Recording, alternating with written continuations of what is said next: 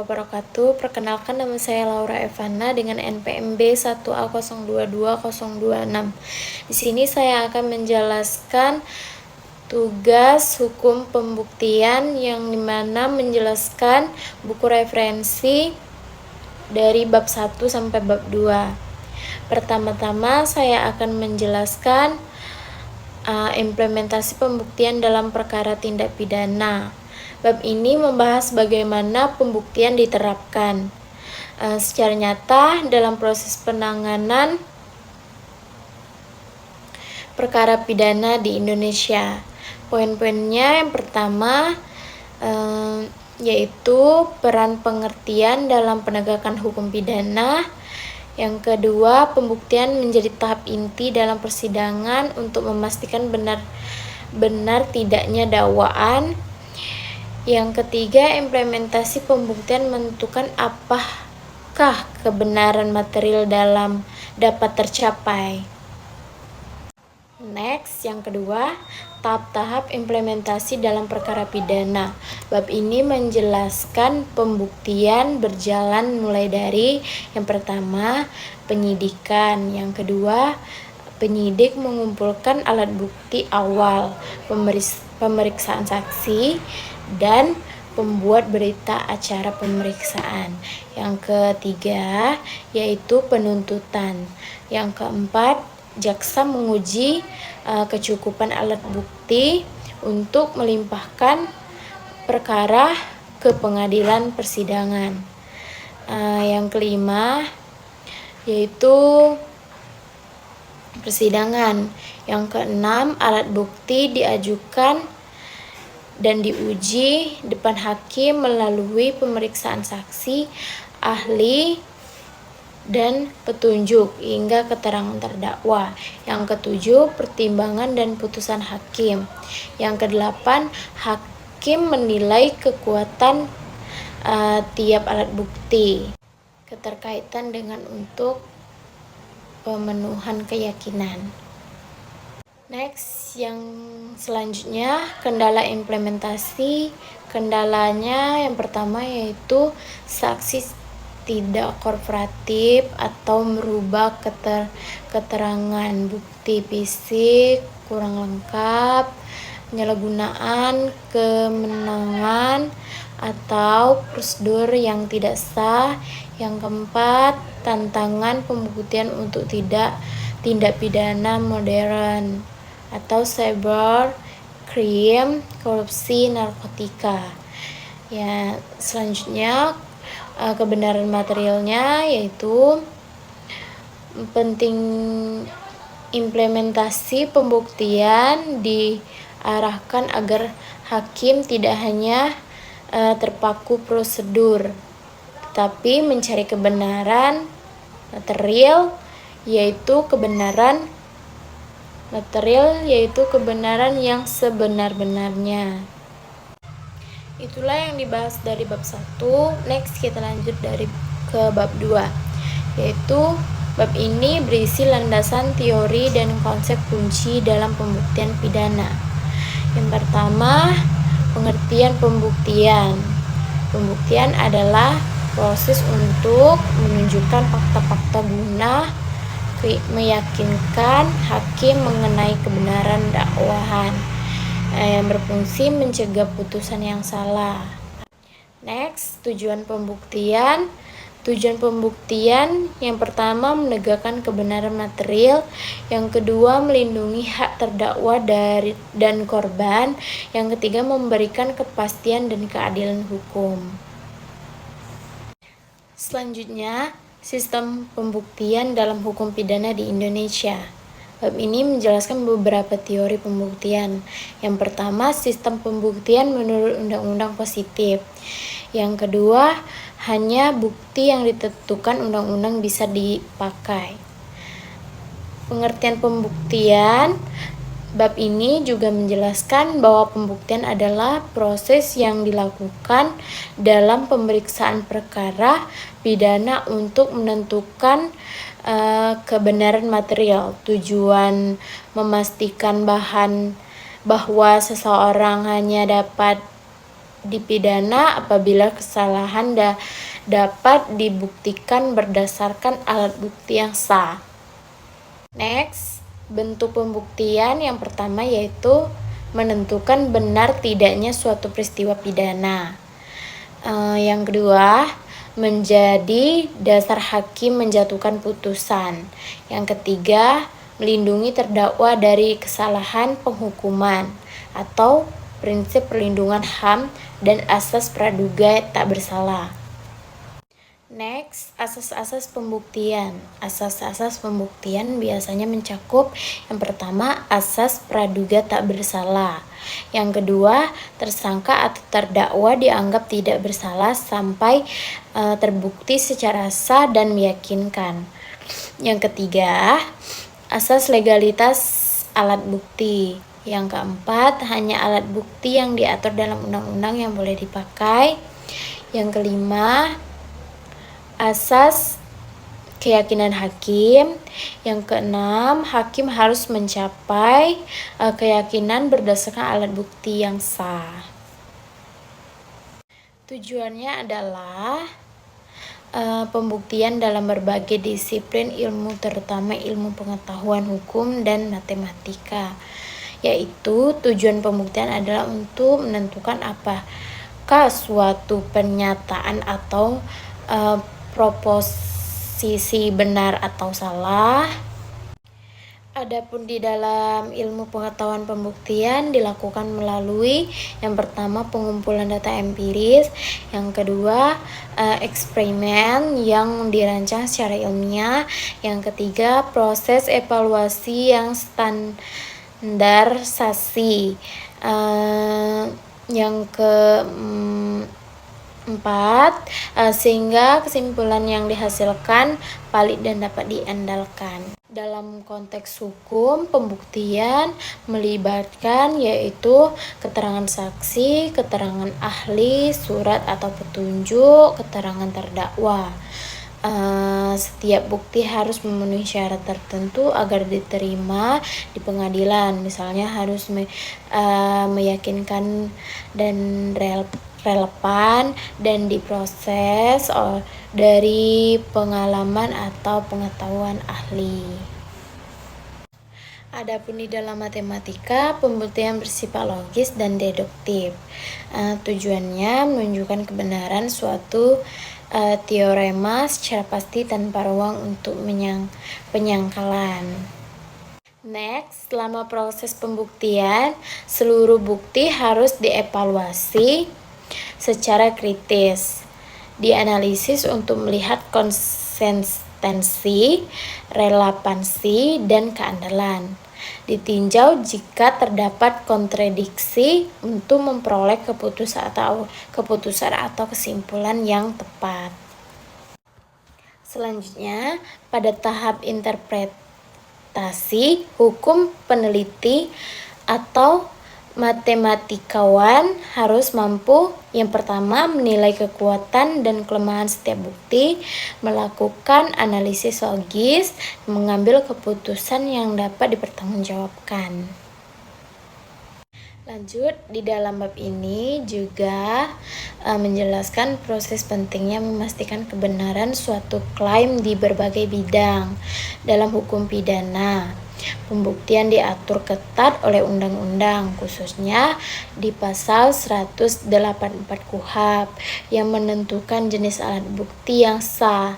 Hakim harus menilai bukti secara cermat dan objektif dan mengikuti prosedur agar fakta hukum dapat diketahui dengan benar. Pembuktian menjadi dasar utama dalam pengambilan putusan dan menjamin keadilan, transparansi, serta konsistensi dalam sistem peradilan pidana. Next, bahwa menggunakan dan penilaian bukti yang sah, kuat, dan relevan sangat penting untuk mewujudkan keadilan dalam sistem peradilan pidana. Hakim harus menilai kekuatan bukti secara objektif dan transparan dan sesuai prinsip hukum agar keputusan yang diambil dapat dipertanggungjawabkan. pemahaman mengenai jenis pengumpulan serta standar keabsahan bukti menjadi kunci bagi praktisi hukum.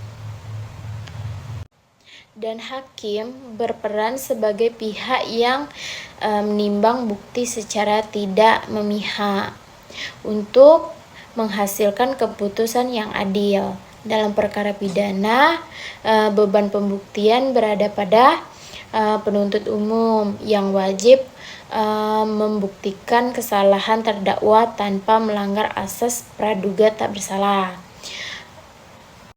Pemenuhan prosedur pembuktian juga penting untuk menjamin keadilan dan perlindungan hak-hak terdakwa. Makasih. Next, adapun lanjutan konsep pembuktian dalam hukum acara pidana, yaitu menyediakan kerangka yang berstruktur untuk penilaian bukti dan pencarian kebenaran. Keabsahan dan penilaian bukti diatur oleh aturan dan prosedur spesifik yang menjamin keadilan dan transparansi dalam sistem peradilan pidana. Hakim juga memainkan peran penting dalam mengevaluasi kekuatan bukti yang disajikan selama persidangan, dan keputusan mereka harus didasarkan pada seperangkat alat bukti terbatas yang ditentukan oleh hukum dengan mematuhi persyaratan prosedural dan menghormati prinsip keadilan. Sistem peradilan pidana dapat dilindungi hak-hak terdakwa sambil mempromosikan upaya mencapai keadilan. Next, apa saja sih alat-alat bukti menurut KUHP? Alat-alat bukti yang sah menurut perundang-undangan diatur dalam pasal 184 ayat 1 KUHP yang meliputi yang pertama yaitu keterangan saksi adalah salah satu alat bukti dalam perkara pidana yang merupakan keterangan dari saksi mengenai peristiwa pidana yang ia dengar sendiri, ia lihat sendiri, dan ia alami sendiri dengan menyebutkan alasan dari sepengetahuan itu. Yang kedua, keterangan ahli adalah keterangan yang diberikan oleh seseorang yang memiliki keahlian khusus tentang hal yang diperlukan untuk membuat terang suatu perkara pidana guna kepentingan pemeriksaan syara yang diatur dalam undang-undang pasal 1 ke 28 KUHP. Next, alat-alat bukti. Surat pasal 187 KUHP menyebutkan surat sebagaimana tersebut pada pasal 184 ayat 1 huruf C dibuat atas sumpah jabatan atau dikutipkan dengan sumpah adalah yang pertama, berita acara dan surat lain dalam bentuk resmi yang dibuat oleh pejabat umum yang berwenang atau yang dibuat di hadapannya yang memuat atas keadaan yang didengar, dilihat, atau yang dialami sendiri disertai dengan alasan yang jelas dan tegas tentang keterangannya itu. Yang kedua yaitu surat yang dibuat menurut ketentuan perundang-undangan atau surat yang dibuat oleh pejabat mengenai hal yang termasuk dalam tata laksana yang menjadi tanggung jawabnya dan yang diperuntukkan bagi pembuktian suatu hal atau keadaan. Yang ketiga, surat keterangan dari seseorang ahli yang memuat pendapat berdasarkan keahlian mengenai suatu hal atau sesuatu keadaan yang diminta secara resmi daripadanya. Yang kelima yaitu surat lain yang hanya dapat berlaku jika ada hubungan dari isi alat pembuktian yang lain. Next, adapun tujuan dan kegunaan pembuktian. Tujuan dan kegunaan pembuktian bagi para pihak yang terlibat, yaitu jalannya proses pemeriksaan persidangan adalah sebagai berikut. Yang pertama, bagi penuntut umum, pembuktian adalah merupakan usaha untuk meyakinkan hakim, yakni berdasarkan alat bukti yang ada agar menyatakan seorang terdakwa bersalah sesuai dengan surat atau catatan dakwahan. Yang kedua, bagi terdakwa atau penasehat hukum, pembuktian adalah merupakan usaha agar menyatakan seseorang terdakwa dibebaskan atau dilepaskan dari tuntutan hukum atau meringankan pidananya. Untuk itu, terdakwa atau penasehat hukum jika mungkin harus mengajukan alat-alat bukti yang menguntungkan atau meringankan pihaknya.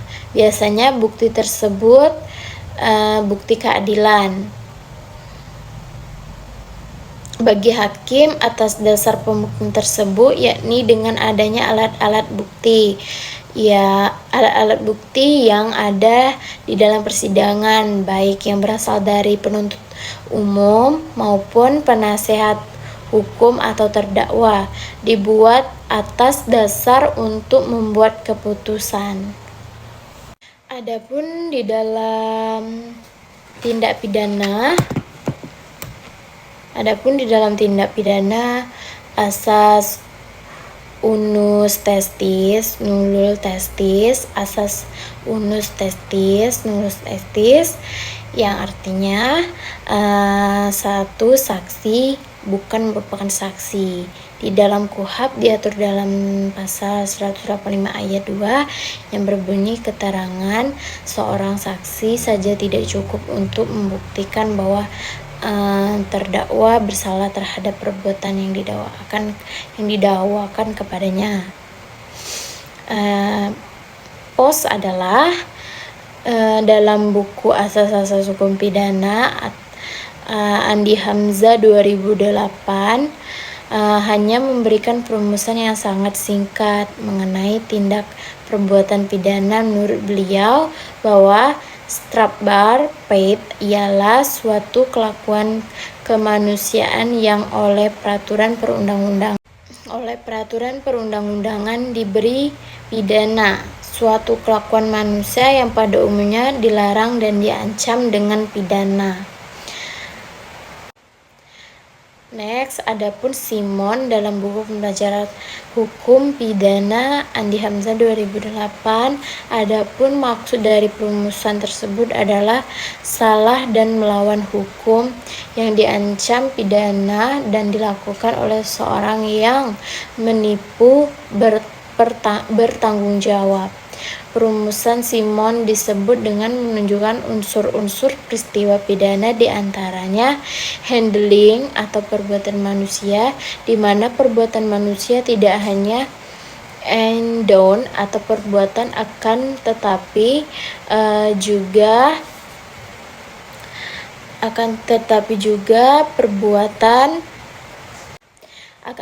juga natalin atau nianduen atau melakukan atau tidak terbuat. Unsur-unsur yang lain adalah perbuatan manusia itu harus melawan hukum.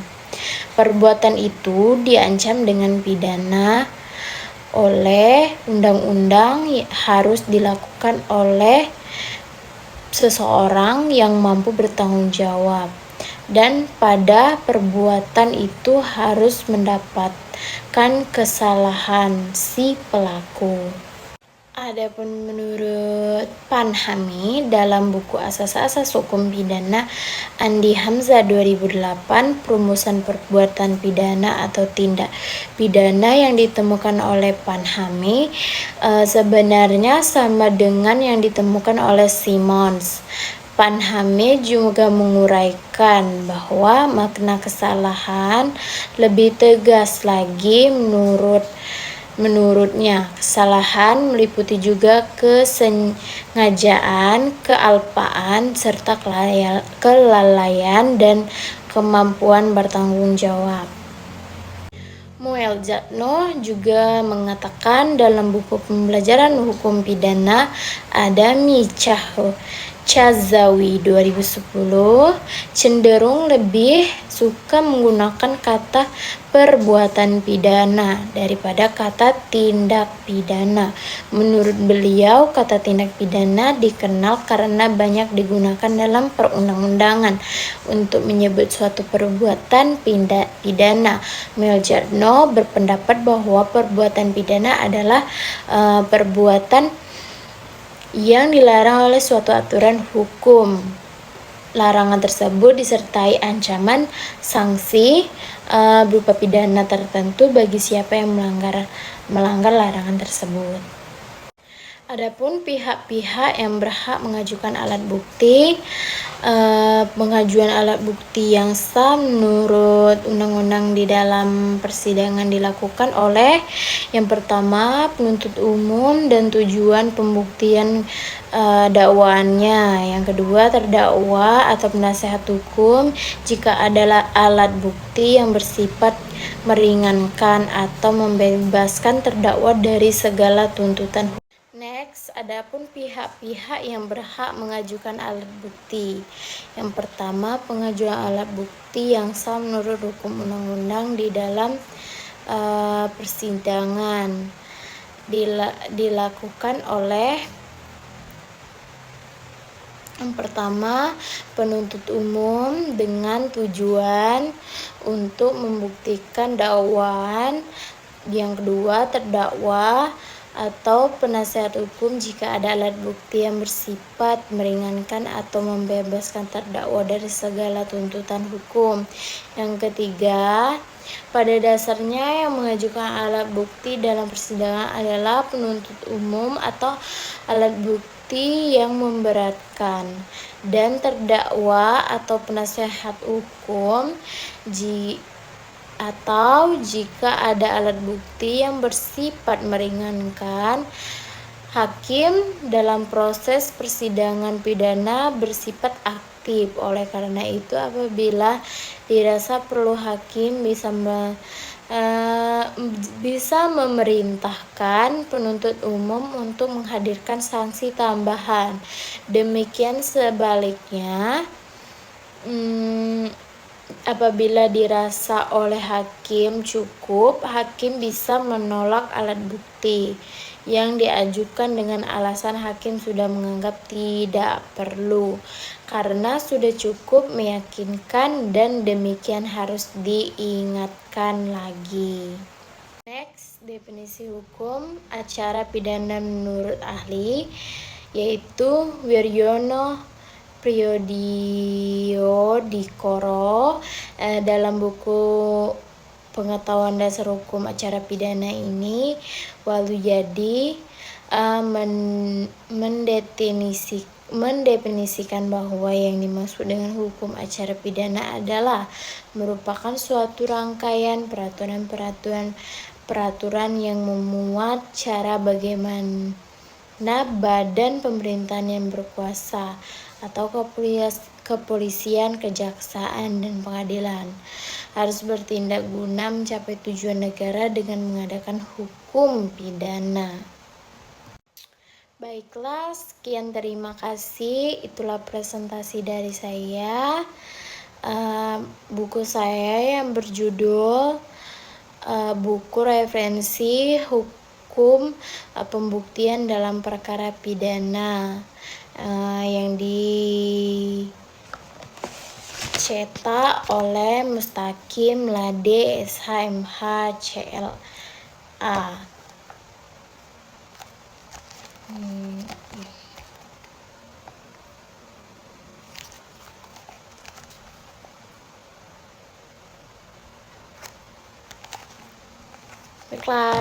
Assalamualaikum warahmatullahi wabarakatuh.